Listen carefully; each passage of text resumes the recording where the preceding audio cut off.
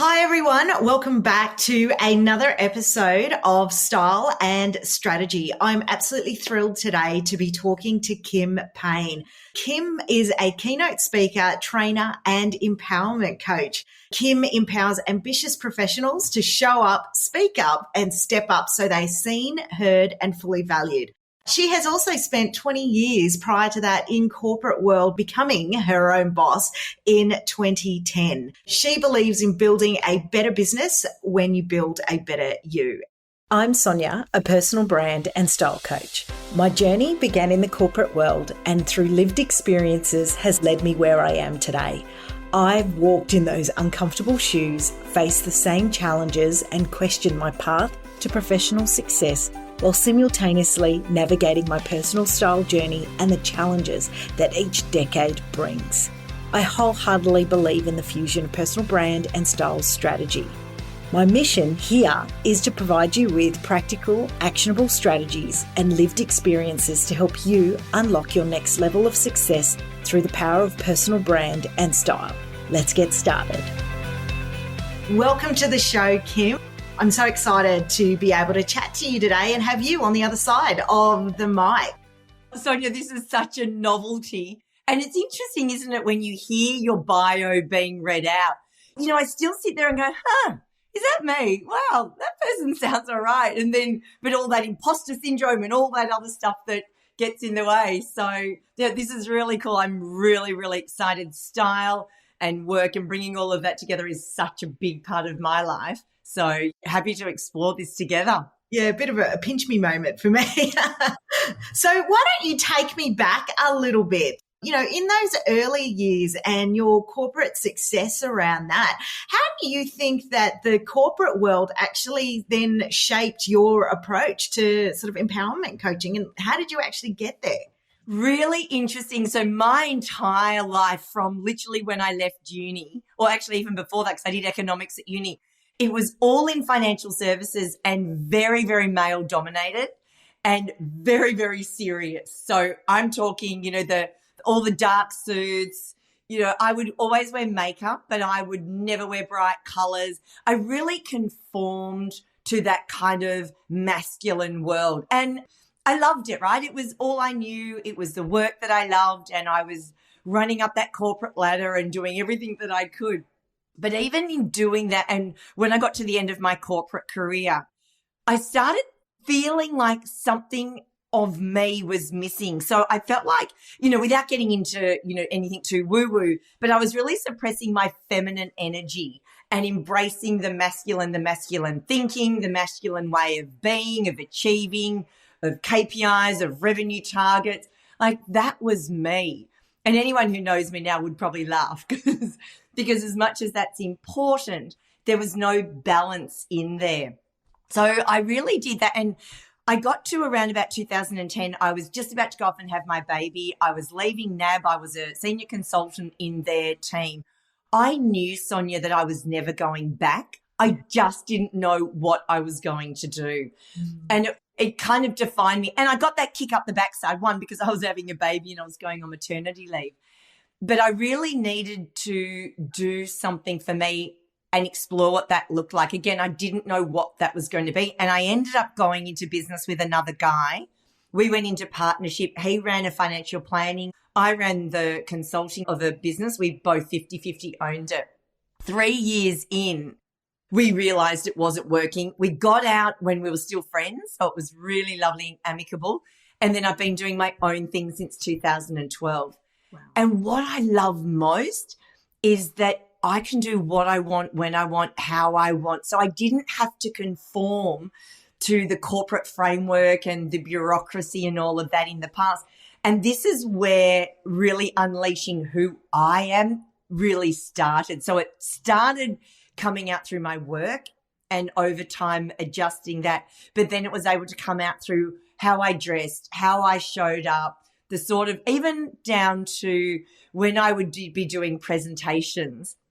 You know, like most people in the past, I'd have a boring old PowerPoint. Over time, it got to like all of my PowerPoints now, and I love them because it's a crazy animal. It might be a giraffe with a hat on. It'll be a black and white image and the hat will be bright pink. So it kind of started to weave through my work. It started weaving through my clothing, and everything over time slowly changed. And now, as much as I still do a lot of work in financial services, I feel like I've gone back and really embraced that feminine side of me, coupled it with some of the benefits of what I'd learned and, going and achieving and all of that, but put the two together. And I think it's become a much happier medium. And I'm a much, much happier person now. And I think I do better work as a result. That's fantastic. I've actually got goosebumps as I'm listening to that, because I know I can really relate to it. And a lot of the women that I work with also feel as though where they're working in very male-dominated industries, you feel the need to actually have to conform to what is there. And so that's what I love so much about your message. It is about getting that feminine balance, right? Because otherwise we start to lose our own selves. So tell me a little bit around, was there, you've touched on that transition into entrepreneurship and then starting to find your style and then what that's done for you as a brand. So was there a pivotal moment that you perhaps remember, or an outfit or something that then sort of pushed you that one step further to really embrace who you were? There was a pivotal moment. So when I was running my own business, I would get a lot of coaches, business coaches, life coaches, all of whatever I needed at the time. And I remember a number of business coaches wanted to then explore my childhood and what's sort of going on that's keeping me stuck. I would always say to them, Sonia, I'm like, no. I don't want to do anything to do with my personal life. This is only about my business. And when they wouldn't budge, I'd sack them. Okay. And I did this a number of times. And then I'm with this one coach, and the same thing's happening, and he's wanting to dig into a lot of what went on. And I had a great childhood, but there was obviously some hang-ups that we all have. And in my words, he basically said, Kim, you build a better business when you build a better you.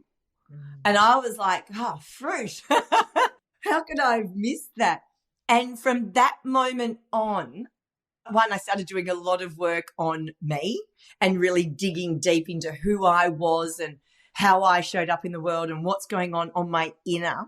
At the same time, and Sonia, my mum was a personal stylist. So all her life and all my life, I've grown up with a woman she was a stylist, she was a Mary Kay agent, and she taught women how to do makeup, and I grew up with it. But of course, when I was in financial services wearing all my dark grey suits, it was of no benefit other than I knew my colours, I knew my body shape, I knew what worked for me and what didn't, because my mum would always tell me, you can't wear that, Kim. That looks awful on you. That's not your colour.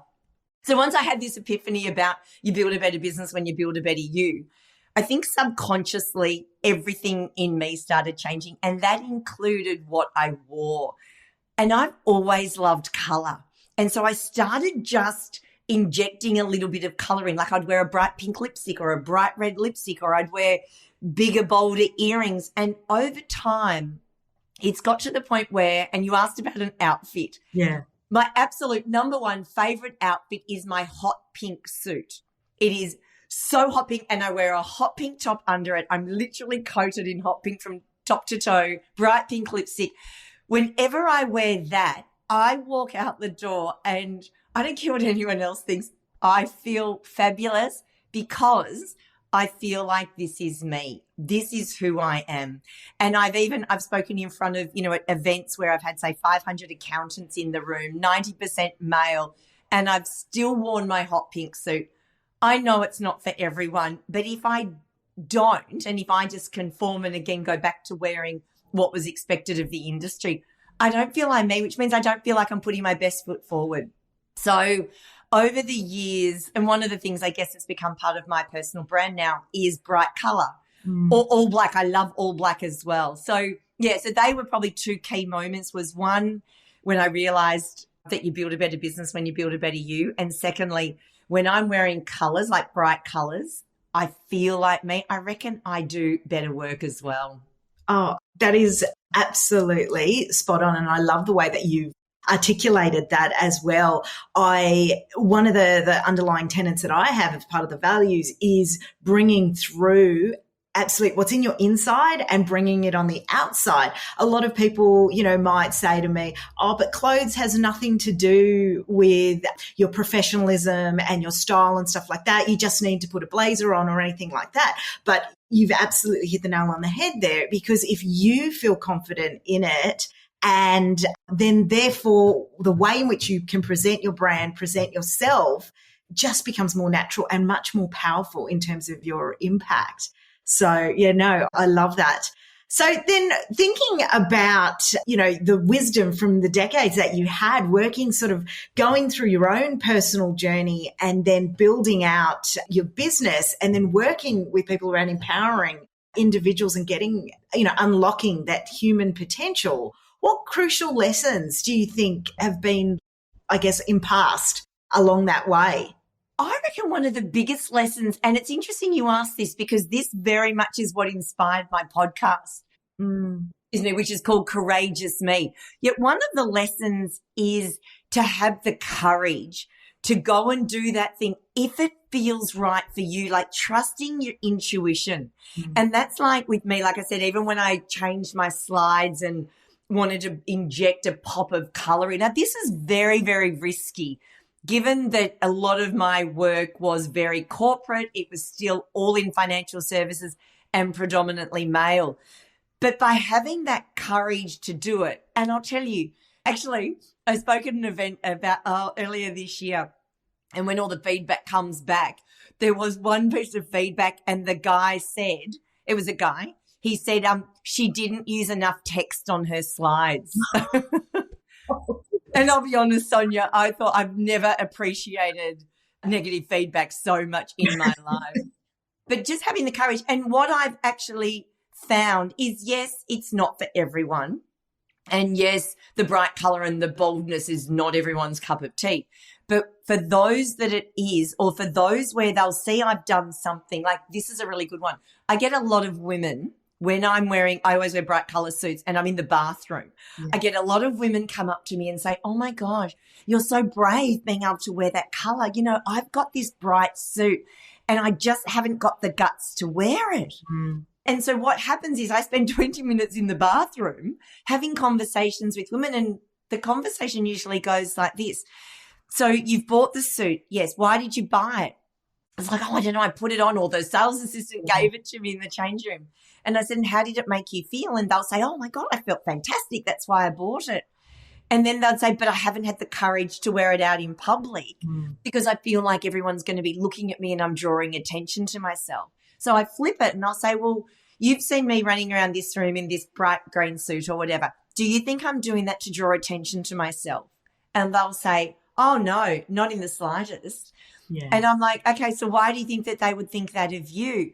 And it's so funny because they end up walking out going, oh my God, and I'll get a text message or an email or a LinkedIn message saying, you gave me the courage to wear that suit or to be a bit braver in how I showed up on the outside. Thank you.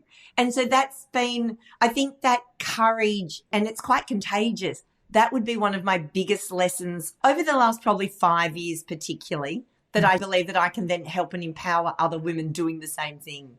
Yeah, that's beautiful. And you're so right around the courage to wear something different, because most of the time we all have these, inner thoughts going in our mind of what we might think others may perceive, others might say, which actually then potentially holds all of us back. And in most cases, it's not the reality. There might be your naysayers out there, but you know what? That means they're not for you and you're not for them. So, park that to the side and make the impact that you're really there to do.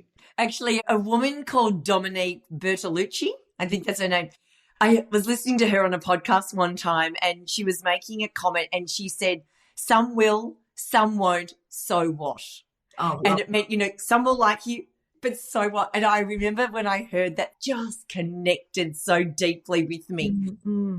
I bring that mantra into every single day. And if I'm walking out the door feeling like me and worrying about what everybody else thinks, well, some will like me, some won't like me, and so what, who cares? So it's such a beautiful comment that goes with when you are being brave and you are doing something courageous, that, nice little reminder. Yeah, definitely. And I think when you mentioned before your little tips around, just start with something small, right? You touched on start with the lipstick, maybe start with a scarf, whatever it is, to help you build that courage to get to the full green suit, to get to the pink suit, if that's what you're really looking for. Beautiful.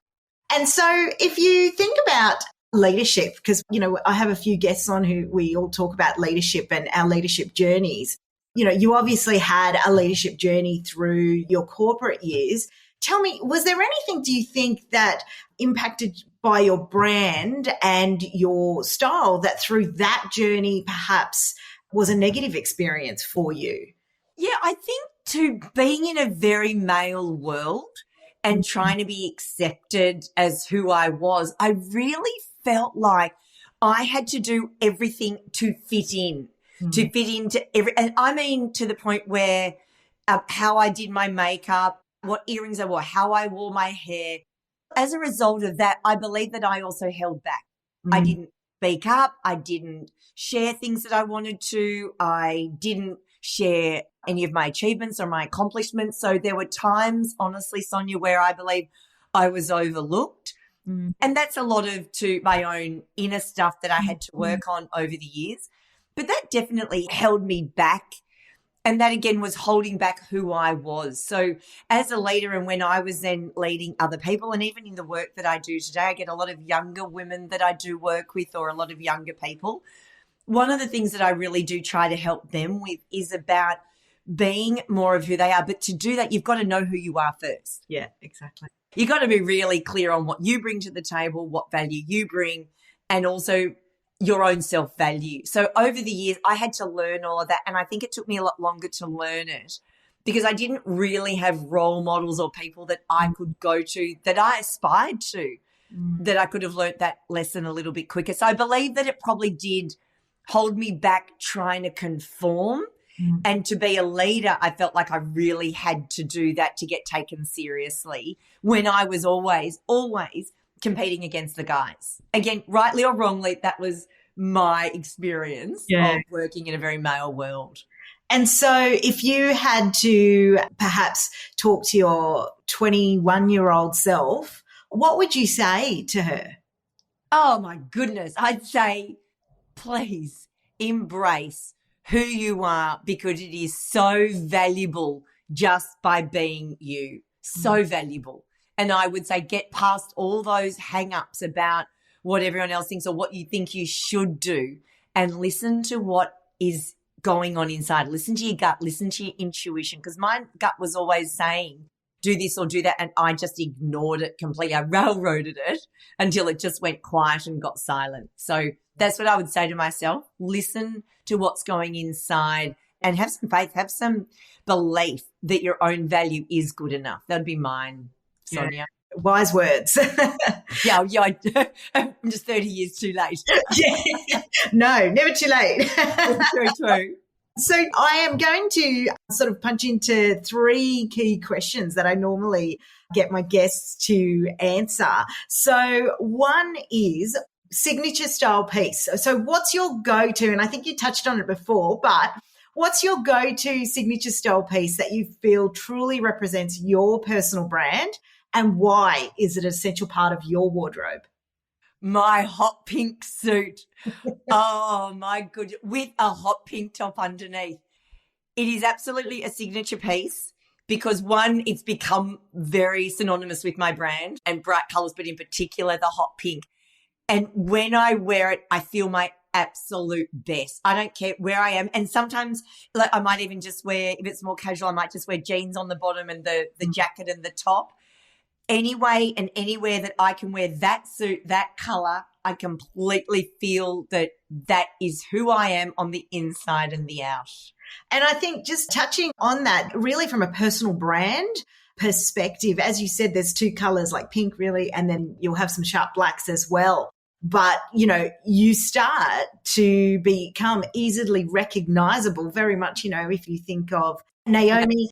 Yeah, she was always in that red suit. So, you know, that was her signature style for a very long time and still is. But, you know, for you as well, you've become very easily recognisable within the financial services space as part of that. Do you think that that's played a role in somewhat around some of your success as well? Oh, absolutely. Like even last night, my husband came home, and my husband's a risk advisor working in a financial planning accounting business. And he was on the phone to a client, and something came up about who are you married to, and we've got different surnames. And he said my name, and she just goes, "Oh my God, I know that girl. She's the one who wears colour all the time." Love it. You know, it has become something that even I was at a school function the other night, and a guy I went to school with goes, "Oh yeah, you're always in colour on LinkedIn." So it is starting to become something. Sonia, I didn't mean that. I honestly didn't go out of my way going, "Oh, that's what I'm going to have as my signature style, and I want to be recognised for that." Yeah. It's happened, and what I've done is embrace it. Yes. So I find now almost with a bias that when I shop, I'm always beelining for the colour. So the last season of neutrals and a lot of more beiges, and that just, I didn't shop great for the bank balance. Yeah. No. And so, okay, so question number 2 is transformational reads. So for those listeners looking for inspiration, what book are you either reading or listening to that maybe has had a significant impact on your personal brand or leadership journey?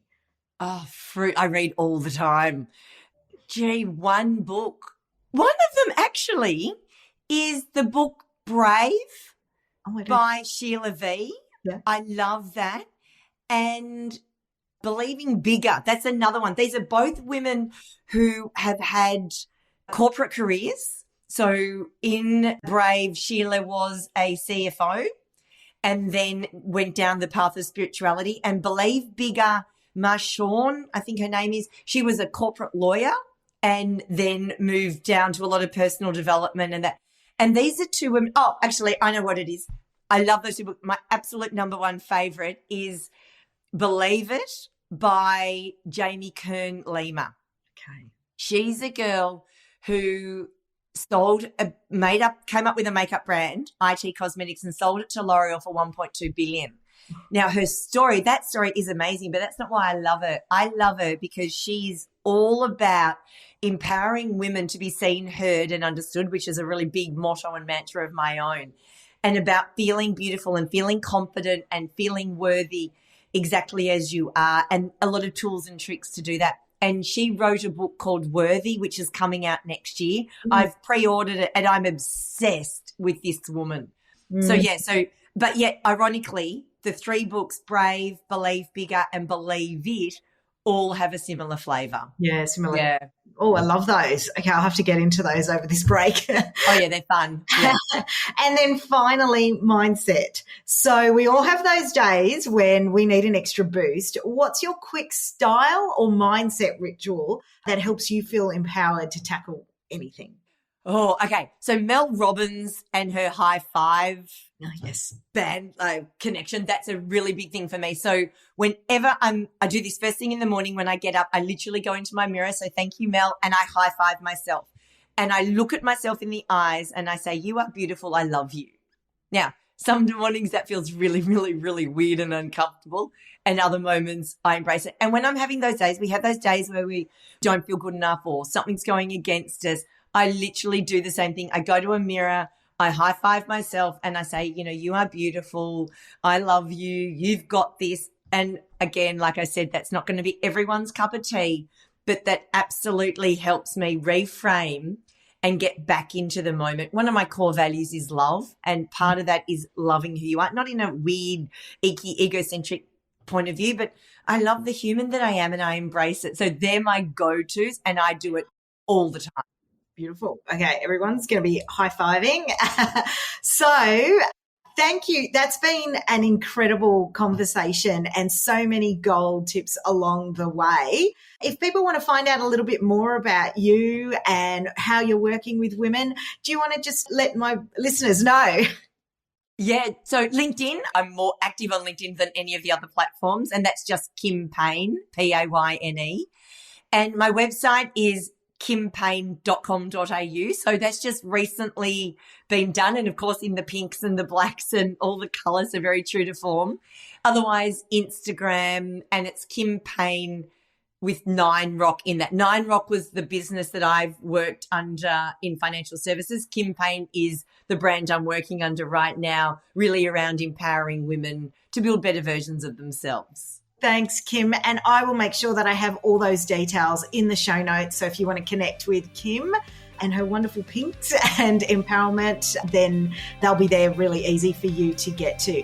Kim, it's been an absolute pleasure. Thank you so much for being on the Style and Strategy podcast. I look forward to chatting again.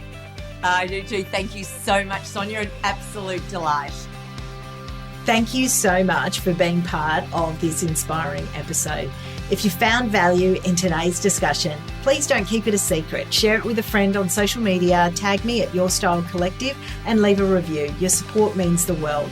Join me again next week for another empowering episode of Style and Strategy, the leadership series. Thanks so much for tuning in. And remember, you're already taking that first step towards your transformation journey. See you next time.